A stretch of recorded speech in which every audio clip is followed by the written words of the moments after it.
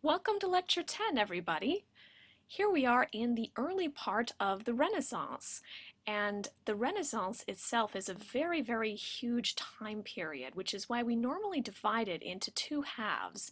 Pre-Counter-Reformation, which means before the years 1545 through 1563, and then post-Counter-Reformation, which is after that time. The reason that we divide it in that way is because that is when the Council of Trent took place, which is what really spawns the Counter-Reformation, and it's a good middle dividing period. So right now we'll be talking about music which is from the pre-Counter-Reformation. The gentlemen who composed sacred music in this time were usually from the area of Belgium, Holland, and France. And in this time, this area was known as Flanders, as well as France, so we call these gentlemen Franco-Flemish composers. And they were thought to be the best and most effective composers of sacred music in this period. Their music was considered very cutting edge and very, very difficult to write and sometimes perform as well. So the black and white graphic I have for you here is of Josquin des Prez, who is again one of these Franco-Flems who is considered one of the best composers of his generation. He is generally known in scholarly circles by his first name, which is Josquin, so that's how I'll refer to him here. This other portrait of the gentleman who also has a headdress on is Guillaume Dufay, who was one of the most well-known composers of the Burgundian court, which I mentioned in the last lecture, and he is also widely renowned. This other graphic I have for you is from what is known as the Chigi Codex. This is called the Missa Ecce Ancilli Domini. This is from specifically the composition hand of Ockeghem, Johannes Ockeghem, who is the other composer we'll be talking about quite a bit in this lecture. So, graphic for each of these gentlemen, and you can see that illuminations in this time period are no less beautiful than in the medieval period.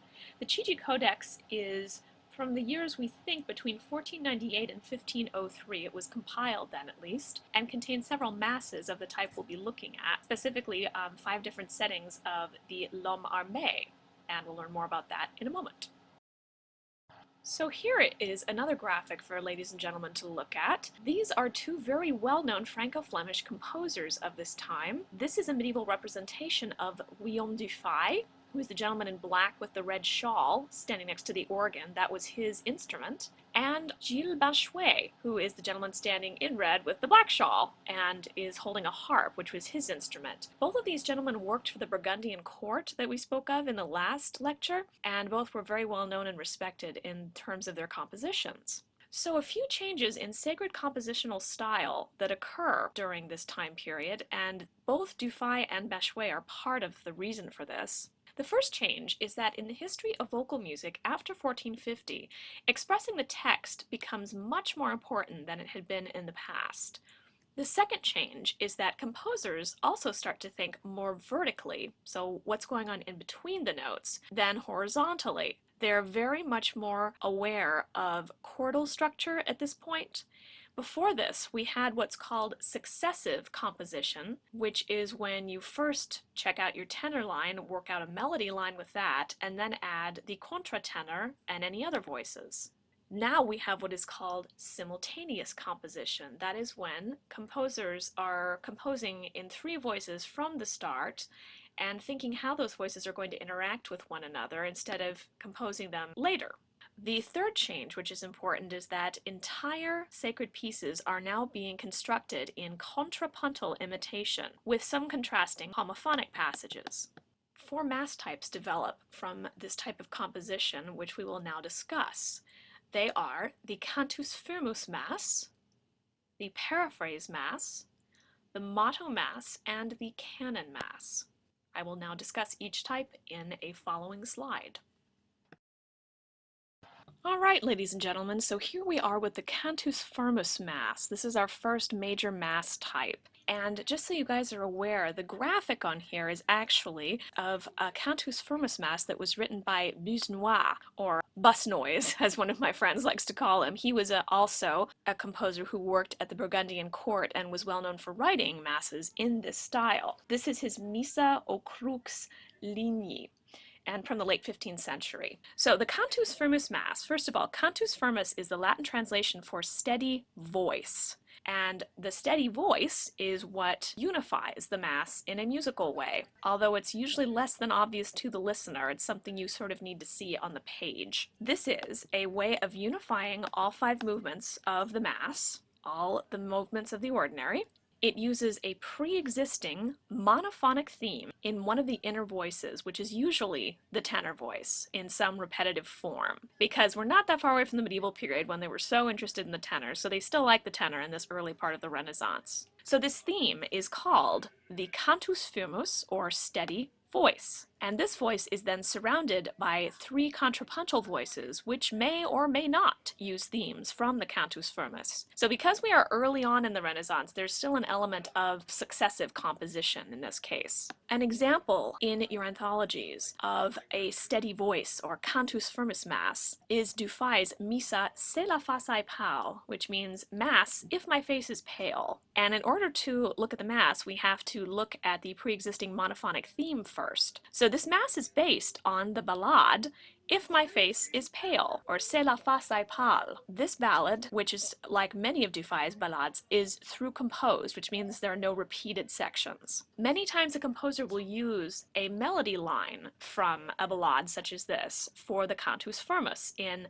a Mass. However, Dufay does something kind of unusual in this Mass. He actually uses the tenor line from the ballade, which is the middle voice in this case. So he chooses to use the tenor voice as the Cantus Firmus because it has more interesting tonal implications. He changes the rhythm of the tenor voice in the actual Mass setup and treats the notes simply as pitch material, so it's not a super strict imitation. The actual ballade, which I would like you to listen to, is on page 179. And do listen to the tenor voice if you can. Look at the pitch material, and then if you will look at the tenor on the following page for the actual Mass, you will see that it is exactly the same pitch material. In the Mass, Dufay gives different proportions to the tenor line, rhythmic proportions that is, so that it's heard at different rhythmic speeds in movements or sections. We actually hear the tenor material 3 times in this piece. First, we hear it at triple the normal note values in measure 19. The second time, we hear it at double the normal note values in measure 125. And the third time, it is in the actual note values that was originally heard in the ballade. I would say the last time we hear the tune, it's probably the easiest to hear and the most recognizable. By using the tenor voice as the Cantus Firmus, Dufay allows the Mass to center on F mode. The ballade is very clearly in C, and a lot of subdivisions of the Missa or the Mass have this tonal focus, but F permits greater tonal variety. The use of consonants as well as dissonance is also very carefully controlled, and stronger dissonances are always properly resolved suspensions. You can see that, for example, in measures 33, 36, and 72. You will also see that Dufay tends to use more thirds and sixths, also octaves, fourths, and fifths, but more thirds and sixths than some of his other French counterparts, which produces a lot of triads.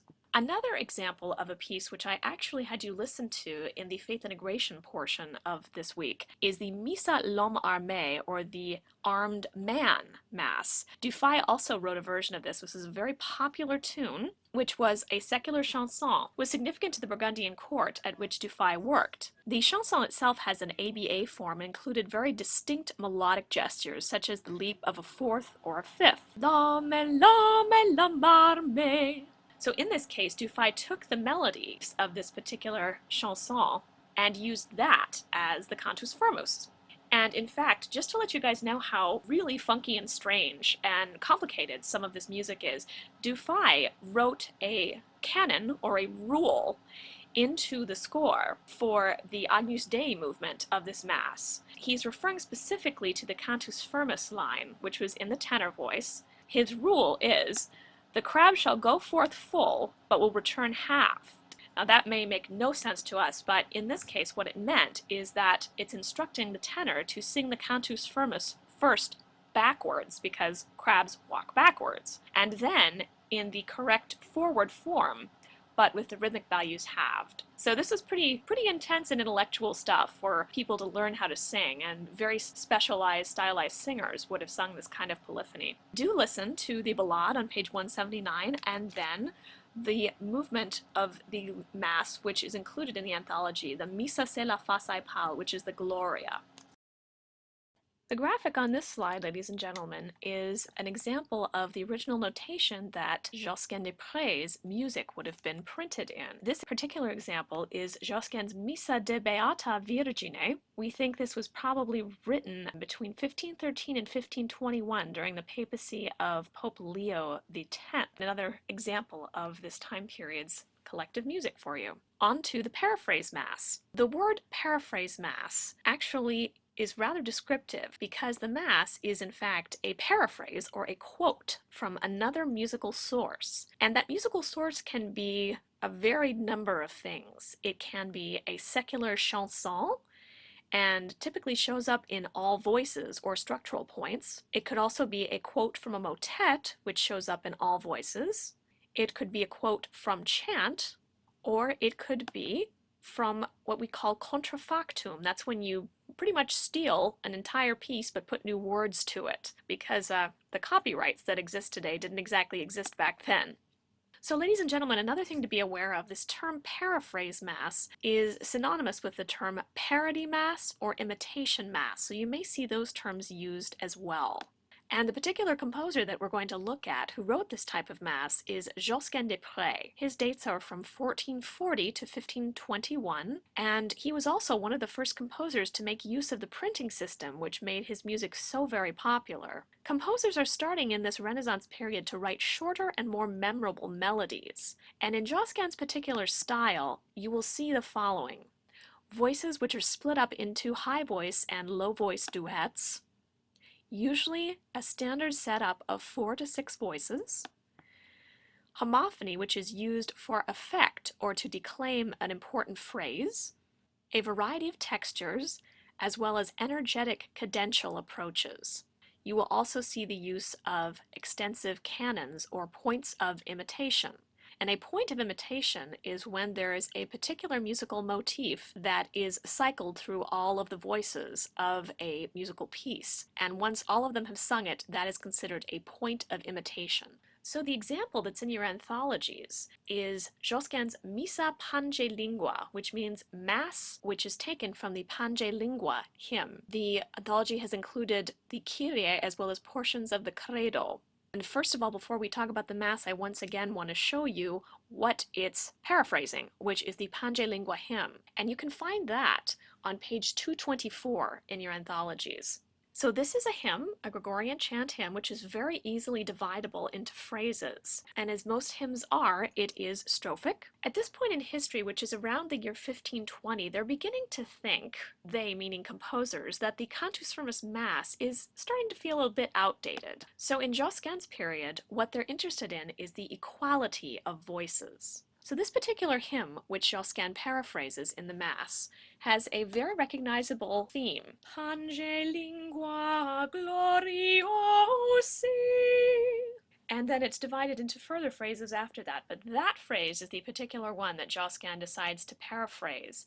And he puts that into every single voice of the Mass. This is different from a Cantus Firmus Mass because the important theme is not only in the tenor voice, but in all of the voices. It would have been very recognizable at this time period to the audience members or the congregation or clergy because this was such a popular hymn. So Josquin is using the material, and you know it once you hear it.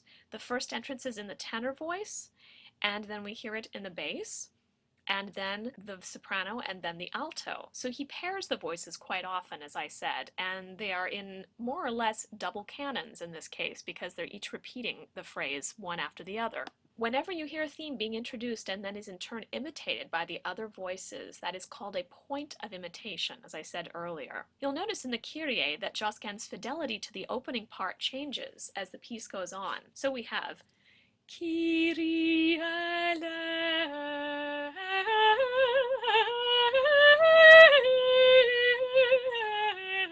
eleison. So obviously that's a little more decorated than the original theme, but you hear the original theme very, very clearly at first. So by having a very clear-cut paraphrase, Josquin pretty much lets everyone know what he's doing, and as the piece goes on, he feels free to make a more creative paraphrase. By later standards, harmonies in this piece that Josquin uses are fairly sparse. Open thirds as well as certain open fifths are not as well liked. You'll notice that the credo excerpt ends on a third, and that actually allows us to know that this is an excerpt. The piece is not actually over yet, because generally the end of a piece would be on an octave or unison. He emphasizes this particular phrase in the credo by using homophony. So once again, the Kyrie starts on page 217, and I encourage you to listen to that, look for the double canons, and how he uses each section. These first two sections have double canons, which are used. The Christe has a very different quality than the first Kyrie, and the last Kyrie is just full of energy and drama, especially measure 65 on, where there's a lot of rhythmic tension happening. This is the cadential drive to the cadence that I mentioned earlier. In the credo, he uses homophony for the words et incarnatus est. It was made incarnate. This is a very special part of the credo. Then we have the theme here on 221. Et incarnatus est. And it shows up again at the bottom of the page in measure 111. Crucifixus. First of all on the alto, and then cycles to the soprano. You'll also notice that Josquin really tries to depict what's going on in the text. For example, in measure, pick up to 125, all of a sudden the voices are talking about et resurrexit, which means he was resurrected, and they're suddenly in a very high part of the range, as if someone just sat up. The underscoring of the word passus in measure 120 is also very heartfelt, because that means Christ died for us and was buried. And he also ascends in measure 131 in the soprano voice, et ascendit in caelum, ascends to heaven. So there's some very vivid word painting going on in this particular Mass. And I encourage you guys to now listen to both the Kyrie as well as the Credo. Now on to the motto Mass, ladies and gentlemen. The graphic on this slide is actually the original notation of a motto Mass, which is called Missa Verbum Incarnatum. This is by a gentleman by the name of Arnold de Lantins. He was a contemporary of Dufay's, and he was a transitional composer between the late medieval, early Renaissance period. So more about the motto Mass. This is the type of Mass in which every movement starts with the same phrase, and this is what gives us musical unity between the movements, which is why I have the musically unified Mass in quotes. And again, that's in quotes because pretty much every Mass type we've talked about is musically unified in some way, but this is perhaps the most obvious way. Composers did this because musical movements of the ordinary of the Mass were performed at different times in the service, and there were very likely going to be people speaking in between them as well as other musical pieces. So this was a way to remind you, oh yes, this is the motive, or the head motive. So this kind of piece is different from a Paraphrase Mass or a Cantus Firmus Mass because both those Masses are trying to quote from something else. A motto Mass is just a way to unify a piece musically, so it could be a motive that was newly composed by the particular composer. Composers, however, could combine this style with other styles of Masses, and in fact that does happen in both of the Masses that we've already looked at. So let's actually go back and look at Josquin's Missa Pange Lingua yet again on page 217 of your Norton Anthologies. In this case, the motto happens to be the quote as well. So that's how this works. We hear the motto, which is again also the quote, in the Kyrie in half-note values very clearly, first thing ever. And then we also hear it in the Credo in homophony, with the soprano voice singing the motto yet again, and we hear that soprano voice singing it on the text et incarnatus est, as I mentioned, and then we hear the motive tossed back and forth between the soprano and alto in the Crucifixus section. Another example of combining techniques and using the motto technique is also seen in Dufay's Missa se la face pal in the Gloria section that we looked at. You'll notice that each division of a movement begins in the uppermost voice, and there's a particular motive that we hear each time, which sometimes is slightly altered, but for the most part sounds like this. Et intera pax. So that motive is also repeated within the Gloria movement at the following measures. You can find it in measure 40, in measure 88, in measure 119, 165, and 184. So I feel that this is a technique that's used in these masses, although I wouldn't call these masses a motto mass. A good example is the one that I mentioned very beginning of this slide of Arnauld de Lantin's. So very much a technique that doesn't have to rely on previously quoted or created material, but simply a way to unify the Mass by showing that motive at the beginning of each section. And at last we arrive at the Canon Mass, ladies and gentlemen. I have a little moniker up here that says the Tricksy Mass, as Gollum would say from Lord of the Rings. It's a tricksy mass, precious. That is true, actually. This is probably one of the most difficult musical masses to sing and required very specialized singers.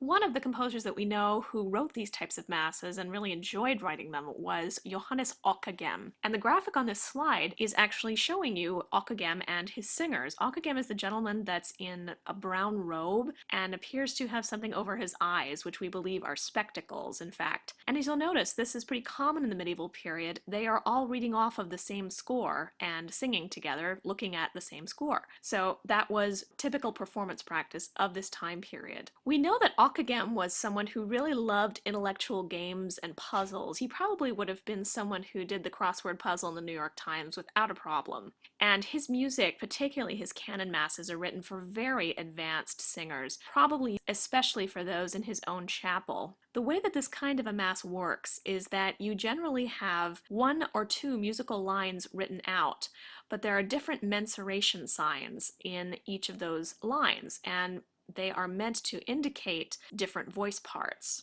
So an example in which Ockeghem uses this is in his Requiem Mass. He gives different mensuration symbols and creates 4 parts out of 2 lines of music. This gives us an idea of the complexity of Ockeghem's writing as well as his expectation of the performers. So the top line would be written for the soprano and alto, and each had their own mensuration sign, which would tell them how to sing it. Usually that would indicate whether it was in 2 or 3 and how large the note values were. But imagine singing off of the same music with someone who's singing an entirely different time signature right next to you. And that was very common in this kind of mass. And then the bottom 2 lines were for tenor and bass, and they also would have their own mensuration symbols. His use of parallel motion in the upper voices of this Requiem Mass is actually meant to be an anachronism for conservatism, or looking back to the past. By now, this is not the way that upper voices are written and that cadences are really handled by progressive composers such as Ockeghem. But he also uses very highly melismatic writing. The offertory of the Mass is very, very long because of this. And he doesn't really want to have breaks in the music. He wants everything to be very continuous. So that's the sort of the more progressive side of his Requiem Mass. And he wants to build the scale of that particular piece beyond what one might expect. Ockeghem's Missa Prolationum, which you can find in your Naum anthologies on page 197, is a great example of a canon mass. This one is made up entirely of double canons, which are sung by all 4 voice parts, according to the 2 lines that you see at the beginning of the piece in the original manuscript. So instead of 4 voices that you would see on the page of Naum anthology, in this time period you would have seen 2 voices with 2 different mensuration symbols in each part. And again, as I said, the soprano and alto would have shared a line, and the tenor and bass would have probably shared a line as well. In this case, and I encourage you to listen to this as well, in this case, the tenor's line is duple meter and in what we call diminution, which means very quick note values. The soprano and bass line are in triple meter and also in diminution or faster note values, whereas the contratenor or the alto is in triple meter without diminution, so in normal note values. So again, take a look at the anthology and what it says about this particular piece, because they have a good demonstration of how the note values are translated into modern notation. While known for his canon masses, Ockeghem was most certainly equally known for his paraphrase and Cantus Firmus masses. So to be aware that all of these composers I've mentioned wrote in almost every style that I've mentioned as well. Unlike Dufay, however, Ockeghem often put the Cantus Firmus in the bass voice, which showed that he was less concerned with tradition than overall tonal plan, and he he's very interested in the bass voice and often extending that range. His style tends to use voices that are, in fact, in a lower range than many of his contemporaries, widely spaced cadence chords, lines that are very melismatic and seem endless, often, of course, with complex or unusual time signatures. And oftentimes he will also have a second bass voice or a fifth voice in the bass range to add color. And this allowed for a greater variety in texture and also a richer sonority than before. So these are some of the things that Alkagem adds to the Mass. I hope you've all enjoyed this lecture about the different types of masses, and be sure and listen to as well as read the commentary about Alkagem's Missa Prolationum, the Kyrie.